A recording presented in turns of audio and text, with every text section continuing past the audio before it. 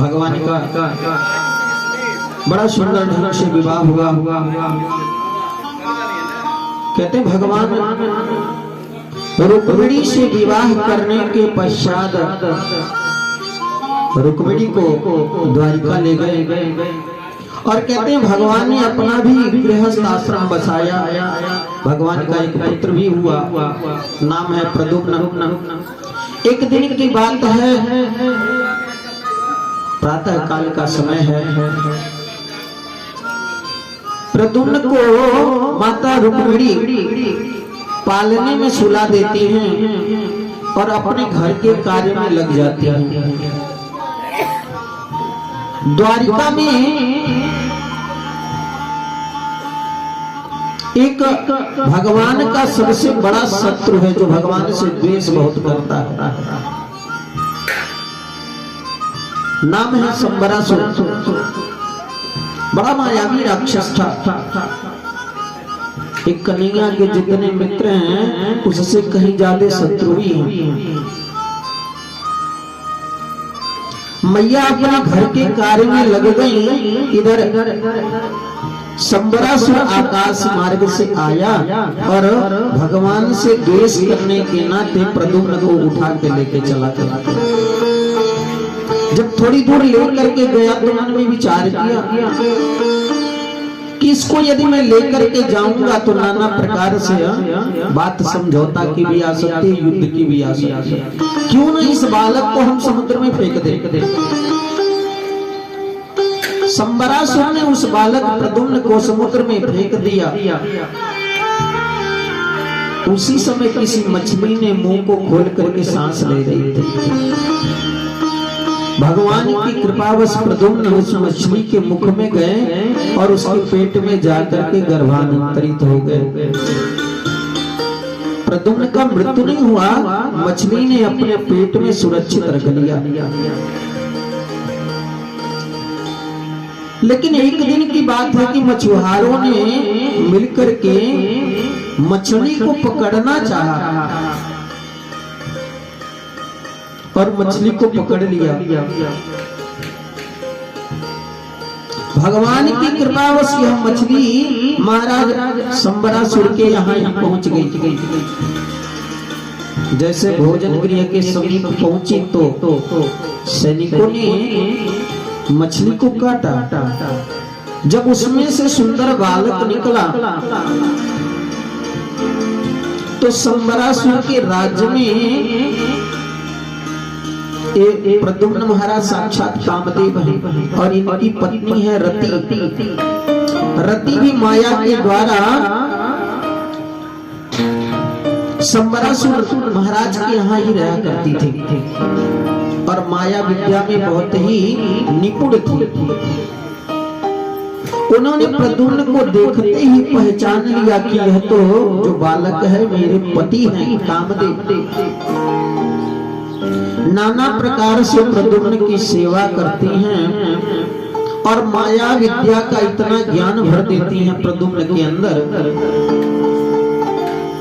कि प्रद्युम्न भगवान के पास सुंदर पत्र भेजते हैं माया के द्वारा और कन्हैया संबरासुर के यहाँ आक्रमण करते हैं। भगवान ने संबरासुर का कल्याण किया और प्रद्युम्न को घर लौटा करके ले आते हैं। रुक्मिणी नाना प्रकार से अपने पुत्र की सेवा करती हैं और प्रसन्न होती हैं। प्यार से बोलो जय श्री कृष्ण। जय श्री कृष्ण। ऐसे नहीं बोलते जय श्री कृष्ण। अब कल से तो हम आपको कहेंगे नहीं जय श्री कृष्ण बोलने के लिए। आज तक तो बहुत कष्ट दे दिए। अब कल से यदि जय श्री कृष्ण आप अपने से बोलोगे तो आपका कल्याण होगा और नहीं बोलोगे तो भी कल्याण होगा, क्योंकि आपने कथा सुनी है। लेकिन बोलने की चेष्टा करना, कोशिश करना, क्योंकि सत्संग में यही मिलता है, कुछ मिलता नहीं है। क्या मिलता है?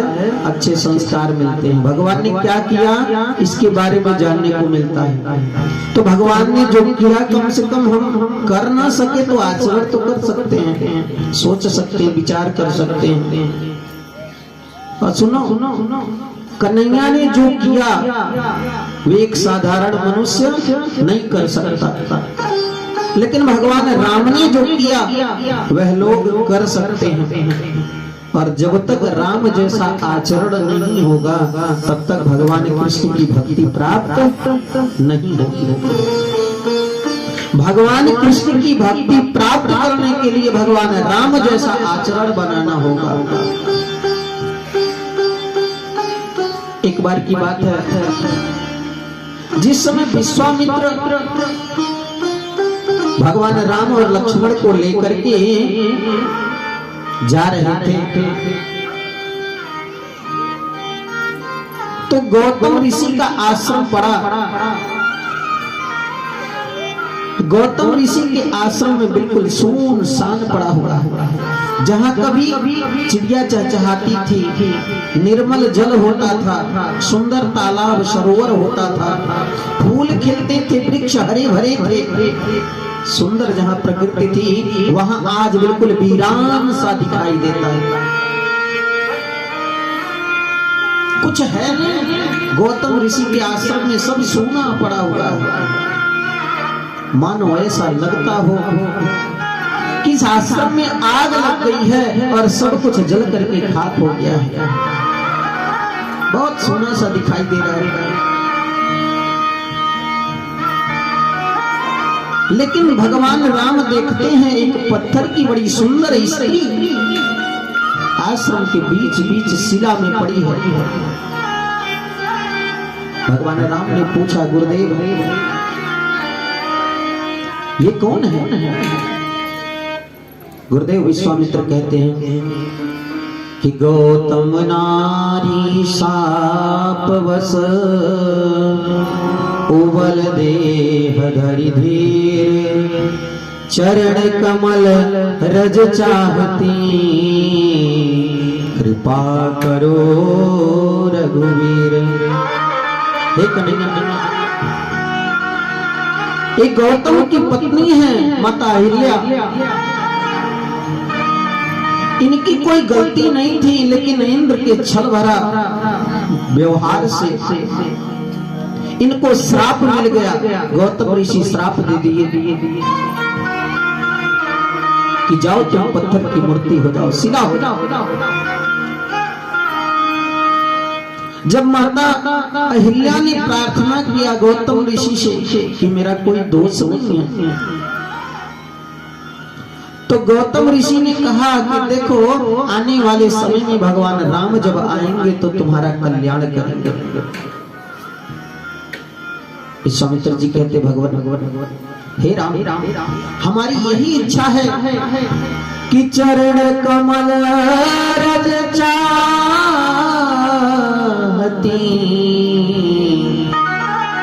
कृपा करो रघुवीर। हे राम,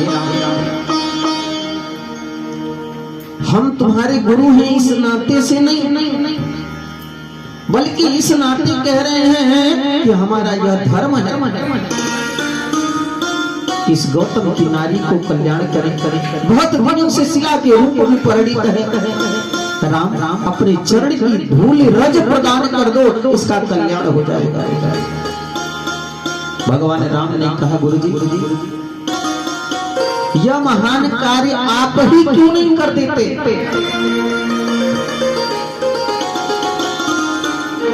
आपने कहा गौतम ऋषि की पत्नी के ऊपर मैं चरण रज प्रदान कर। आपको पता नहीं हमारे पूर्वज में एक से एक राजा हुए, क्योंकि रघुकुल रीति सदा चली आई। रघुकुल की रीति चलते आ रही। प्राण जाहि पर बचन न जाई। गुरुदेव प्राण हमारा जा सकता है, लेकिन हम अपने वचन से मुकर नहीं सकते। आपको पता है गुरुदेव, आपने कहा चरण रज अहिल्या के ऊपर प्रदान कर दिया जाए। हमारी वंश परंपरा में जरा एक बार पीछे जाकर के देखिए। खड्वांग दीर्घबाहुस्ता रघुस्तस्ता पृतुस्त्रवा अजस्ततो महाबली राजा तस्मा दशरथो भव। हमारे वंश में एक से एक राजा हुआ, लेकिन किसी ने स्त्री के प्रति ऐसा आचरण कभी किया नहीं है जो अपने चरण की धूल प्रदान कर दूं मैं। हमारे राज्य में नारियों का बड़ा सम्मान है, बड़ी इज्जत होती है। हमारे कुल में यदि कोई ब्राह्मण की कन्या, कोई स्त्री यदि राजा के सामने आ गई किसी बात को लेकर के, तो गुरुदेव रघुकुल के राजा ऐसे कोई नहीं है जो अपने मस्तक के ताज को उनके चरणों में अर्पित ना कर दे, अपने पग को उस कन्या, उस स्त्री के चरणों में प्रदान कर देगा। भला हम उसी कुल के होकर के इस ऋषि पत्नी के ऊपर चरण धूलि कैसे प्रदान कर। एक बार की बात है, महाराज रघु यज्ञ कर रहे थे। सारे के सारे देवता लोग सशरीर रूप से आए और यज्ञ में अपना भाग ग्रहण किए। आशीर्वाद स्वरूप रघु महाराज को सब कुछ प्रदान किया। लेकिन दुनिया के सबसे शक्तिशाली यदि कोई देव है तो कौन है? पवन देव।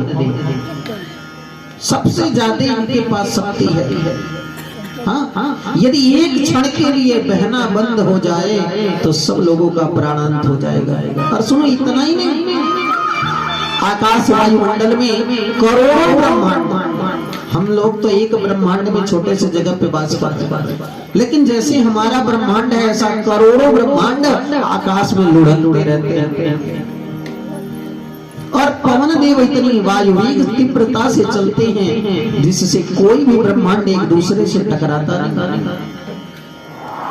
यदि पवन देव एक क्षण के लिए रुक गए कदाचित, तो संपूर्ण ब्रह्मांड आपस में लड़ करके अग्नि के टुकड़े के रूप में परिणत हो जाएंगे। पवन देव भी रघु महाराज के यज्ञ में आए। बोले राजन, हम तुम्हारे इस यज्ञ के भाग से संतुष्ट हैं, प्रसन्न हैं। मांगो वरदान, तुम्हें क्या चाहिए? रघु महाराज देखो कितना सुंदर चीज मांगे। बोले भगवान,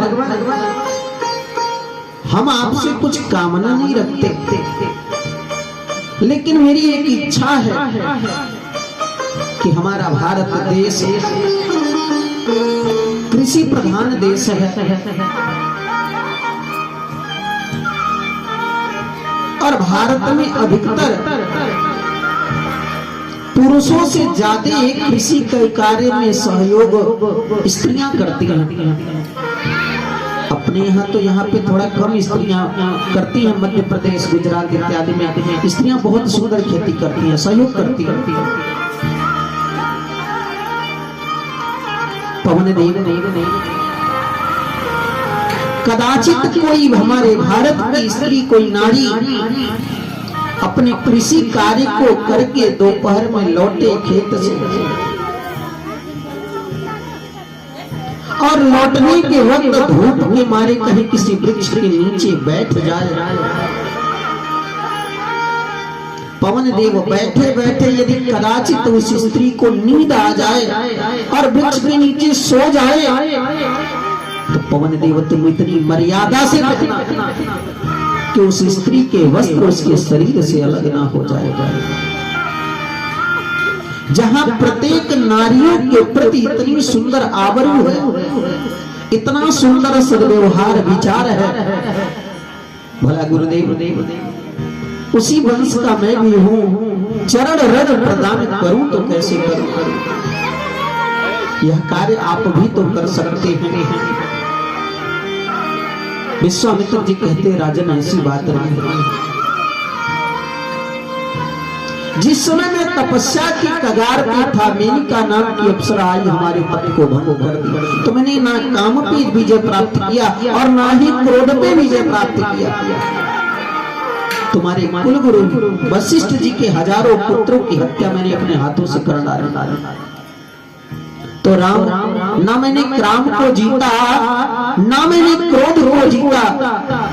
भला इस ब्राह्मण की स्त्री के ऊपर चरण रज कैसे प्रदान कर सकता हूं? यह कार्य तो केवल आप ही कर सकते हैं। भगवान केवल अपने चरण को उठाए और पवन देव इतना वेग से बहे कि भगवान के चरण धूलि अहिल्या के ऊपर पड़ गई और अहिल्या का कल्याण हो गया। बोलिए श्री रामचंद्र भगवान की।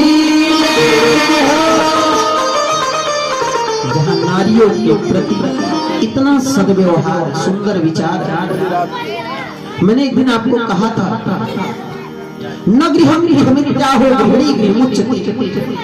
घर घर नहीं होता, घर की शोभा तो रहने वाली घर में गृहिणी होती है। यत्र नारी पूजन्ते रमन्ते तत्र देवता।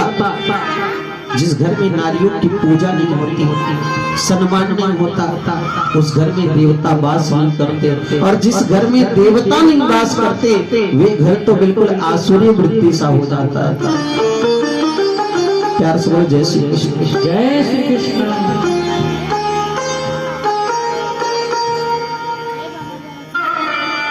तो भगवान ने जो राम ने किया, व्यक्ति को आचरण करना चाहिए। आपको पता है, भगवान को बन जाना पड़ा। लोग कहते हैं माता कैकेयी बहुत अच्छी नहीं थी, क्योंकि कैकेयी ने भगवान को बन जाने के लिए वरदान मांगा। लेकिन ऐसा नहीं माना। कैकेयी जैसी मां तो दुनिया में कोई हुआ ही नहीं। भरत ननिहाल जाते थे, ऐसा मानस में आया। शत्रुघ्न मामा के यहाँ जाते थे, लक्ष्मण भी कभी कभी जाते थे, लेकिन राम कभी मामा के यहाँ नहीं गया। क्योंकि माता कैकेयी का कहना था, जिस दिन राम हमसे दूर चले जाएंगे तो हमारा प्राण ही निकल जाएगा। दुनिया का सब कुछ मैं सह सकती हूँ, लेकिन राम के जीवन में कभी कोई कष्ट हो, यह सह नहीं सकती। भगवान राम की सेवा मैया कौशल्या बहुत कम की है, माता सुमित्रा बहुत कम की है, लेकिन जितनी सेवा कैकेयी ने किया, उतनी सेवा कभी कोई मां ने किया ही नहीं अपने बेटे का। क्योंकि राम मेरे प्राण हैं, जीवन आधार है, राम मेरे तन मन, राम मेरे जीवन दान है। मैया कैकेयी को राम के सिवा दुनिया की कोई वस्तु दिखती ही नहीं। एक बार माता कैकेयी भगवान राम को भोजन करा रही थी। राम बोले मैया मैं भोजन नहीं करूंगा। बोले क्यों बेटा, आज किसी प्रकार से तुझे तकलीफ तो नहीं है, कोई दिक्कत तो नहीं है? बोले नहीं मैया, आज भोजन करना नहीं चाहता, क्योंकि तू मुझे मेरे बारे में कभी कुछ सोचती ही नहीं। राम आपके बारे में मैं नहीं सोचती। अरे बेटा, दुनिया में मैं किसी के बारे में कभी सोची ही नहीं तुम्हारे सिवा। यदि तुम सोचती हो तो कभी तुमने विचार किया कि तुम्हारे राम को क्या चाहिए? क्या चाहिए बेटा? मांग तो सही। तुझे मांगने में विलंब हो सकता लाला, लेकिन मुझे देने में नहीं। अरे यदि तू मेरे प्राणों को भी मांगेगा ना, तो मैं निकाल के देने में विलंब नहीं करूंगी। मांग। यदि हमारे राम के जीवन में सुख हो, खुशी हो, तो कैकेयी अपने प्राण को निकाल के तुरंत दे देगी। बोले मैया, जो मैं मांगता हूं कदाचित यदि तुमने दे दिया, तो आज के बाद कोई स्त्री अपनी बेटी का नाम कैकेयी नहीं रखेगी। मैया बोली ऐसा क्या मांग रहा है बेटा?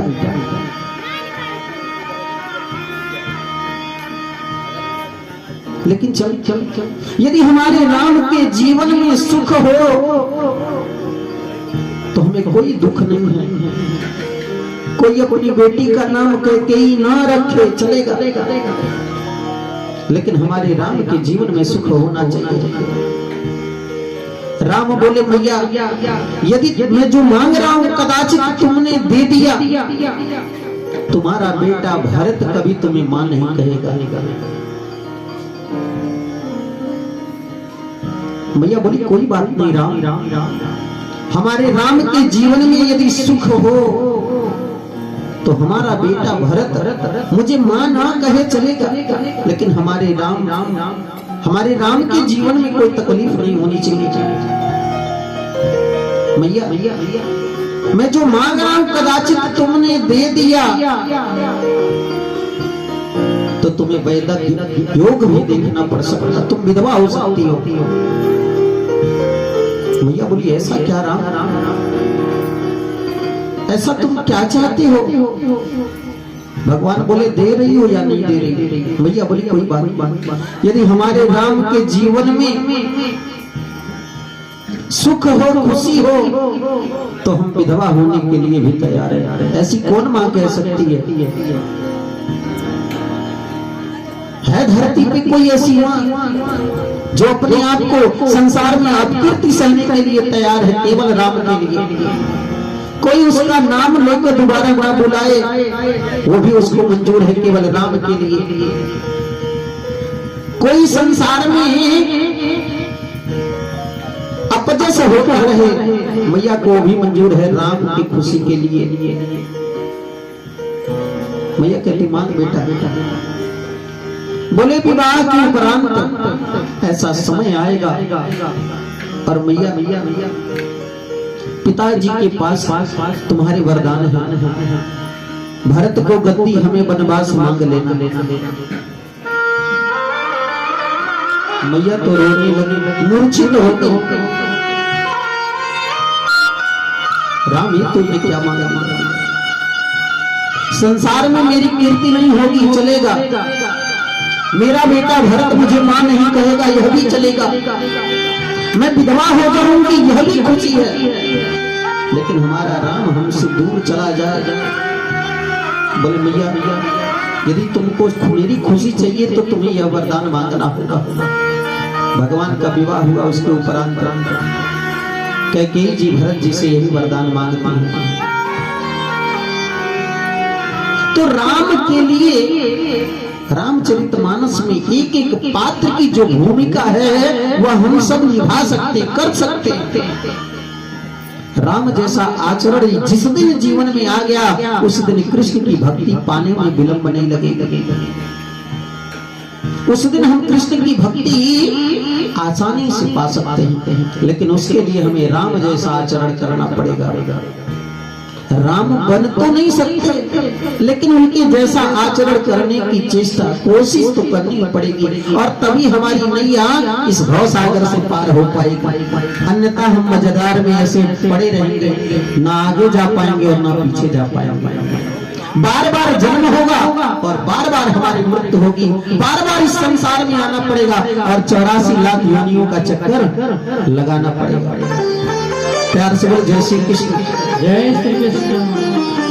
अगर नैया को पार लगानी है तो भगवान राम के शरण में जाओ, राम जैसा आचरण करके कृष्ण के चरणों में प्रीति बनाओ। नैया लगा